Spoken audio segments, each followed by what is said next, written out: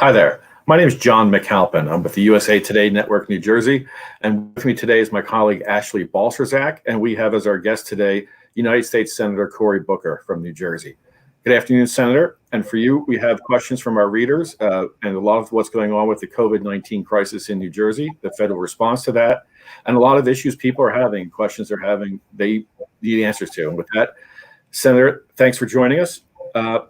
And I'd like to start very broadly with something about just how the virus is exposing a lot of the existing cracks in our society. Access to healthcare, health insurance tied to our jobs, unemployment. For the first time, millions of people are dealing with the unemployment system, going through that maze. And what's really catching a lot of people's attention is the racial disparity in not just in the outcome of the disease and morbidity and deaths like that, but also in the access to healthcare and in some of the what they call now underserved communities.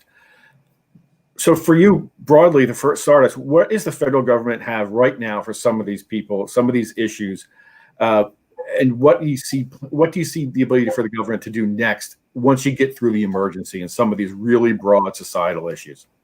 So first of all, thank you, and thank you for creating a platform to get people really needed information and for the value of this conversation. Look, we are an incredible society, but this disease, this virus, is exposing cracks that we have.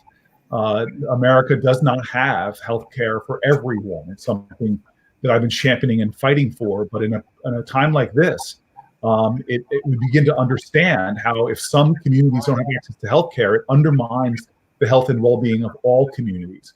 We are the only industrial nation that doesn't have paid sick leave or paid family leave. That actually is a danger to all of us. In fact, there's a lot of data out there already about how the flu every year spread more rapidly into more people because the most of our food service workers in America don't have paid sick leave. So they are forced to come to work even with the flu. And so this is one of the reasons why I've been calling, since I was the mayor of New Jersey's largest city, for more comprehensive fundamental rights for American workers that, frankly, most other countries already have. And what was encouraging to me about this bill that we just did was that for the first time in a long time, I found partners on the other side of the aisle in a lot of New Jersey priorities. But some of the things that I've been banging my head against the wall, suddenly we found Republicans who were seeing their communities and their states suffering, just like New Jersey, were willing to come to the table and allow us to move policy forward, at least for this emergency, that's going to help millions of people in New Jersey. Right. As one person noted cruelly on Twitter, it's just you up against the wall now. Whereas before this, lots of other people were facing these things and really being exposed to it. But now we're all seeing it. On something else that we're seeing, Senator. Sorry to interrupt. I didn't mention the racial disparities, which is. Look, there's been horrible times in our history, grievous times, where we took those as moments to expand our moral imagination, to expand our circles of empathy and compassion. When 4 girls died in a bombing in Birmingham, we all came together, black, white, all of America demanded federal laws change. Go back another generation when women threw themselves out windows at the Triangle Shirtwaist Factory fire, and it revealed the horrible working conditions of Americans. The empathy grew in our nation so much that we demanded federal laws change about workers' conditions. This has got to be another time when we see the horrible disparities going on in terms of who's dying from this disease, exposing a lot of the challenges we still face as a nation about divisions between races, that we begin to understand that we are one nation under God. And so I'm grateful as a person who's been talking about these things, again, from the time you all sent me to the Senate. I'm now grateful that more people are lending their voices and a sense of urgency about getting this done. And I'm telling you, I am looking forward to getting change made in Washington in terms of healing these racial divides that exist in healthcare in our country. One issue that we're talking that touches on 2 parts of that. The heartbreaking number of people dying in nursing homes and long-term care facilities. It's exposing 2 sections of two problematic areas. people who are dying alone in care facilities where they might not be able to afford these types of things, as well as workers who are being, some of them, barely above minimum wage, being shuttled back and forth to some of these long-term care facilities. We're not talking about nurses, but the workers, the staff and others who are forced to go to these things and work multiple jobs. They might be a vector for exposing people. What's the federal government doing? Any thoughts to protect more protection for workers in the long-term care nursing homes, as well as what's being done for inspections and any added relief to some of these care facilities, particularly ones in North Jersey, where we're seeing horror stories of dozens and dozens of residents dying each day? So a couple things. I'm finding a lot of partners on both sides of the aisle. On the racial disparities, for example, Senator Warren and I have worked together to call on the government first collect the data on the workers in our nation. And I've now talked to workers in New Jersey who work in federal buildings, all the way to workers that work in New Jersey in our Amazon warehouses, and painful stories, gut-wrenching stories about what they're going through right now in terms of lacking protection, lacking even if they have symptoms and want to stay home and do the right thing, to be cut off from their salaries and that therefore endangering their families. So there's a crisis amongst workers. I've been actively calling on a lot of different companies, from our federal government to Amazon, to do the right thing, because these now essential workers, if they're so valuable in our society,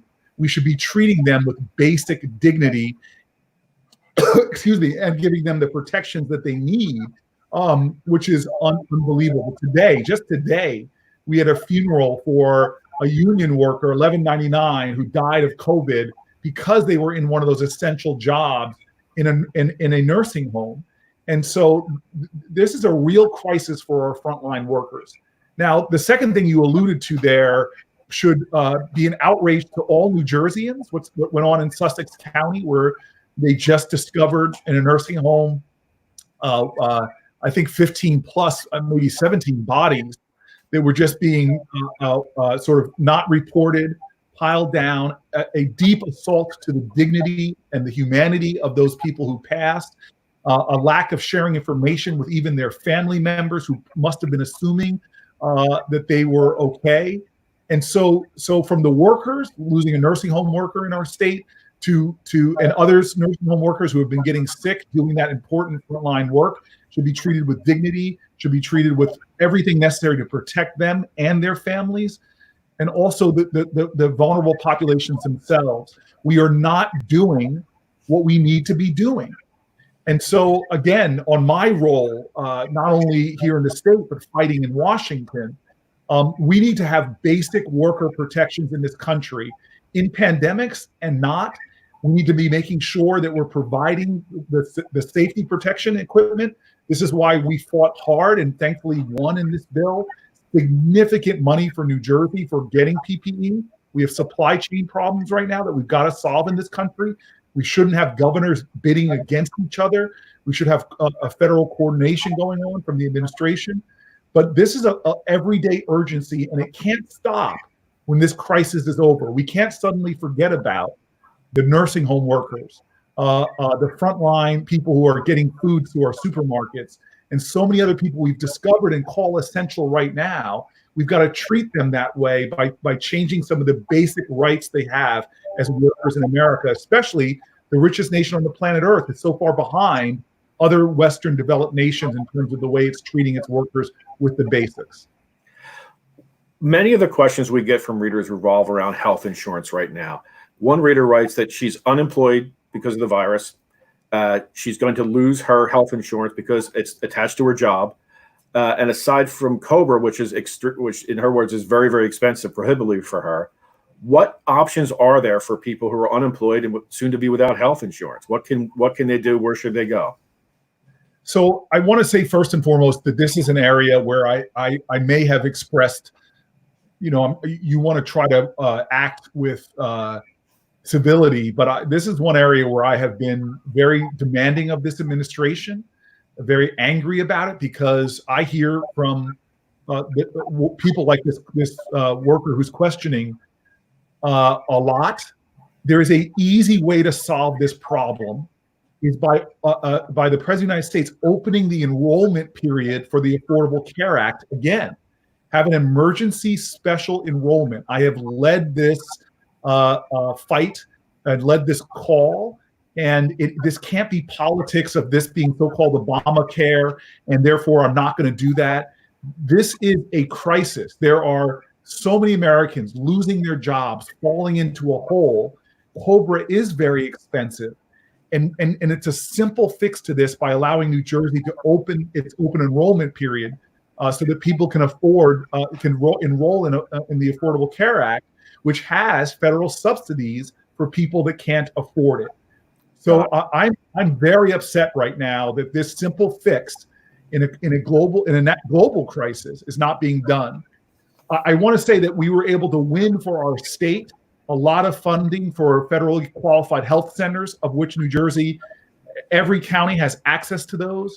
So there are other ways to get sort of basic health care in our state. And if you have concerns or questions about that, please call my office.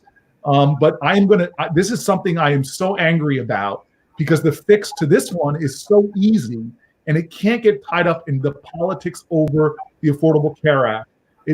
Right now, there are many people whose lives and who don't even know if they get COVID, how they're going to pay for the long-time related expenses. And so we just got to change this and open this special enrollment period. Got it. Another pressing question for people is student loan debt. Not just the weight of the debt itself, but now many of them are unemployed or underemployed, people that were just struggling to pay their loans to begin with. What can be done? I know that there's programs have waived the interest payments on some loans, but the loans themselves, the principal still has to be paid back. Any thoughts on that for people? Yeah, well, so I just want to emphasize that good news in terms of us winning in this bill, the forbearance for this all the way until September.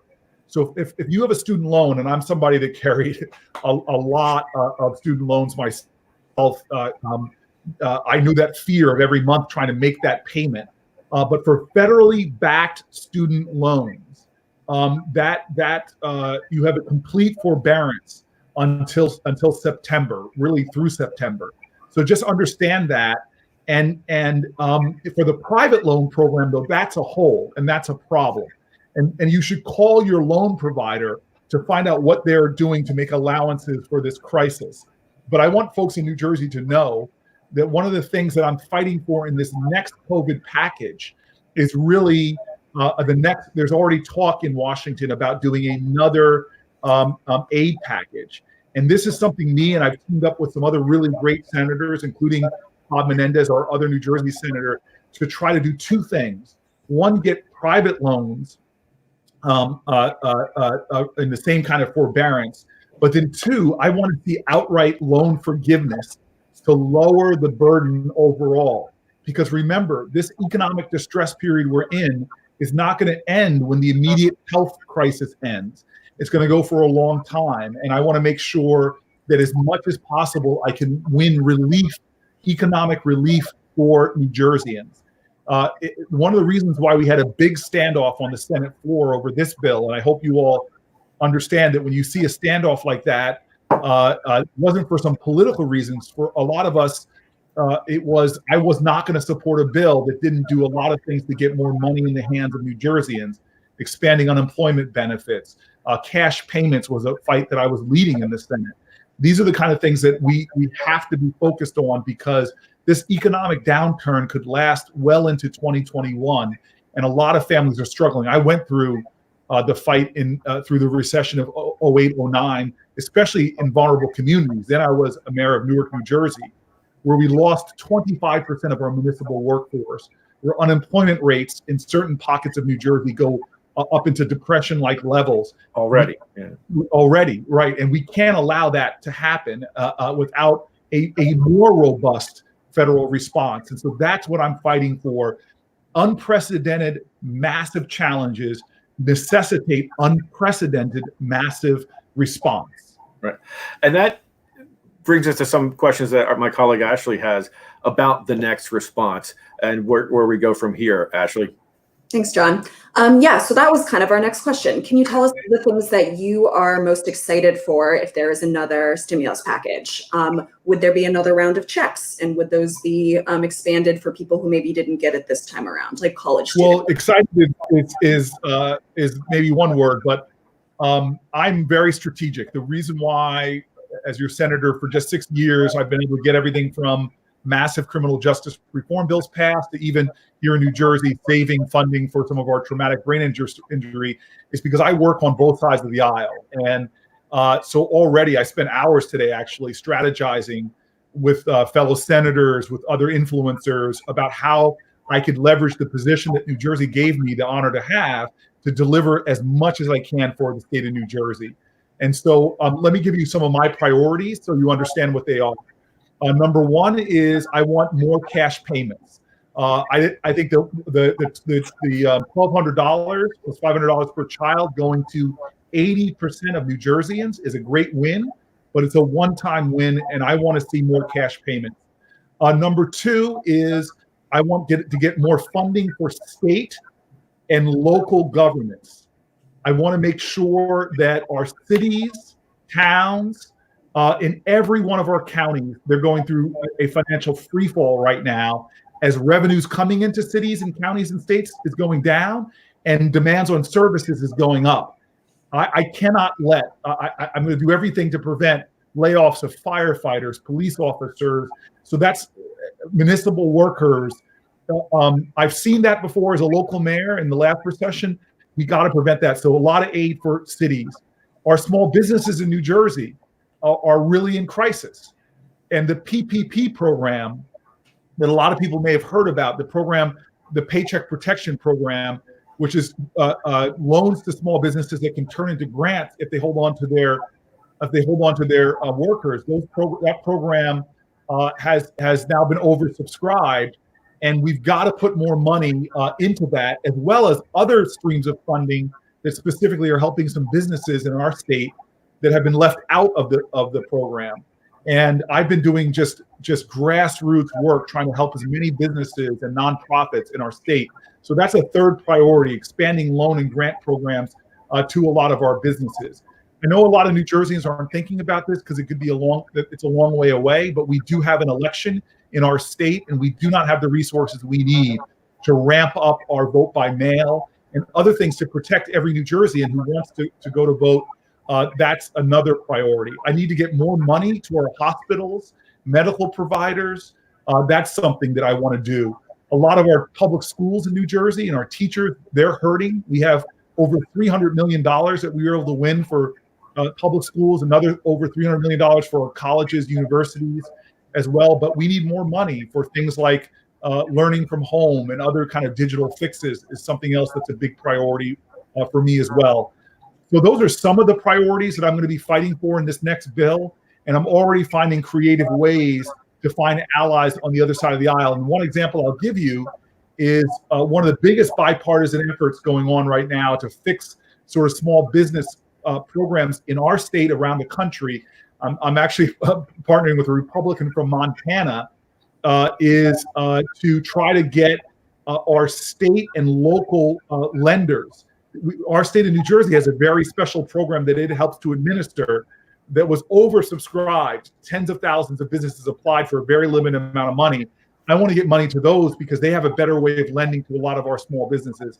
And the second thing I want to tell you that I've got another major bipartisan effort going on with Senator Chuck Grassley of Iowa is unfortunately we've lost first responders in the state of New Jersey.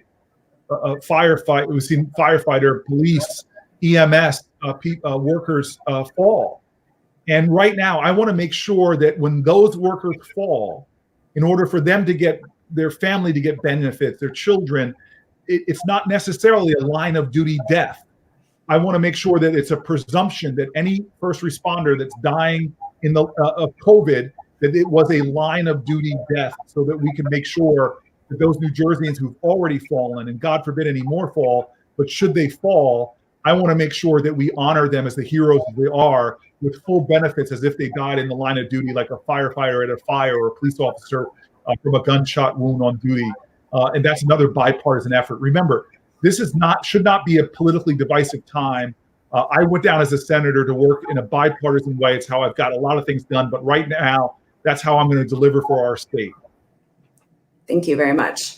One of our questions that I get quite a few emails about every day is about unemployment. Is there any look at expanding that further, or at least helping to fix our state system more? So many people are trying to call in, get online, and they're just facing busy signals or being kicked off. Is there anything that we can do more there?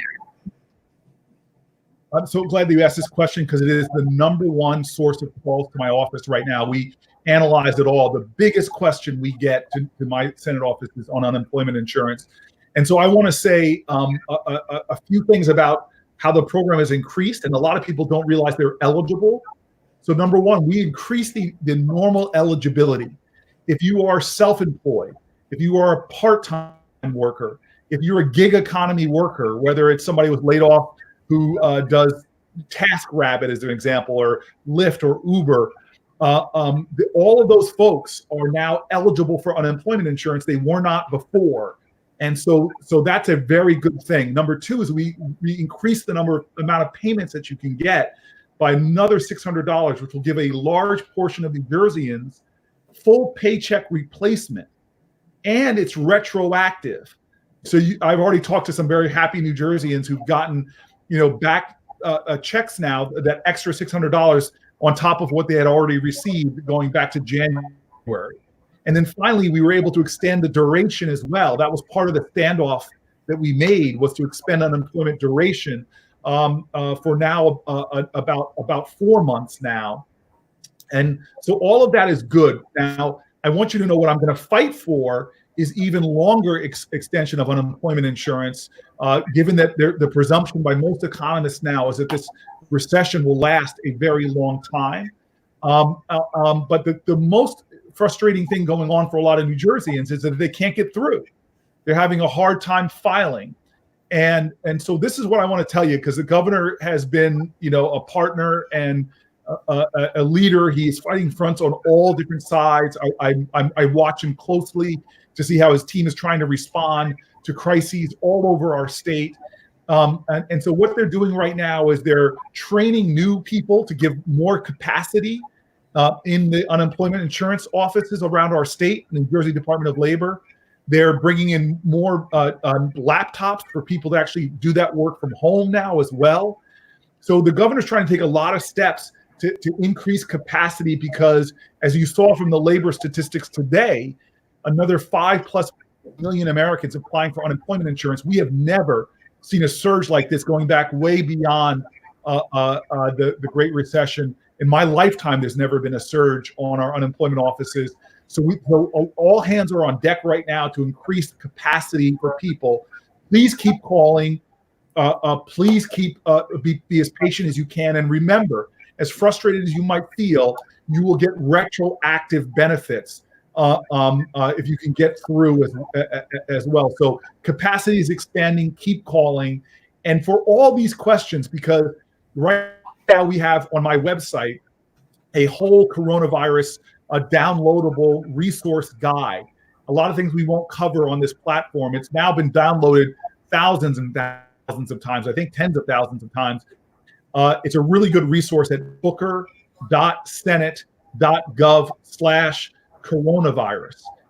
And so that you can get more resources there. But I'm excited to tell you, one, that those checks will be backdated.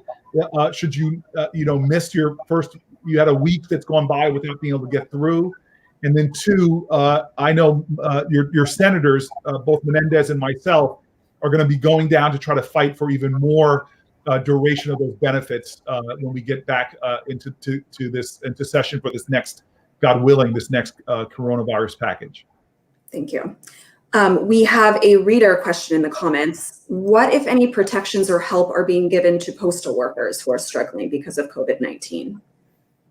Yeah, I'm.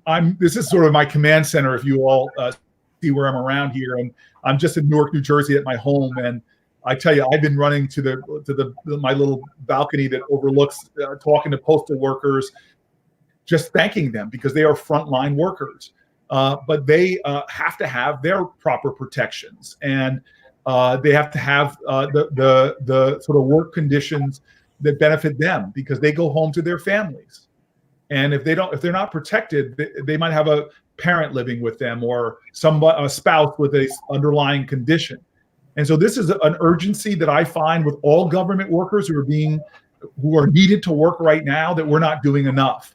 I want to say something else about the postal workers, and I hope those that are listening to me understand that the post office is running a massive deficit right now in terms of billions of dollars. And there are a lot of people that are lawmakers that think that it's just not a necessary service, or we could privatize it or severely cut it back. I'm somebody that is 1,000% against that. If you call yourself a constitutionalist, the Postal Service is mentioned in the Constitution, and we've got to protect those workers, those jobs, and the vital service that they do. I've been calling for more funding to the Postal Service, not only for things like personal protective equipment, but to make sure that vital service, the Postal Service, remains a part of our culture like it has been going back centuries. Yeah, one thing, Senator, I don't think people understand that with the Postal Service, that is the only organization, public or private, in America that is required to book 75 years of pension obligations. And that's one of the reasons they can claim that it's struggling financially, because it is people use it, it works, it delivers mail to every rural, urban, where every part of America gets this. But because of this one unique structure, it's being almost forced out of business. So I just don't. Right, and I'm so grateful you said that. That gets a little into the weeds, but the restrictions being put on the Postal Service, our government here in New Jersey doesn't abide by those restrictions. I mean, it is. There are a lot of things being done, including a lot of the revenue that they make, not appropriately, in my opinion, that they're not allowed to benefit from that revenue. They've had their fiscal hands handcuffed, and I love what you said, because we often don't think about that. If you I grew up in the suburbs of New Jersey, up in Bergen County. I live now in a city in Essex County. But in rural areas, there are a lot of folks that wouldn't even bother to deliver with the kind of frequency or at the cost that we're running this Postal Service for.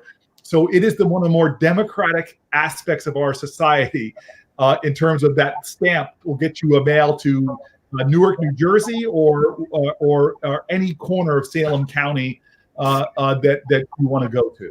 Got it. Senator, thank you again. Is there anything that you want to leave people with today? Any one thing they need to know from you before we go?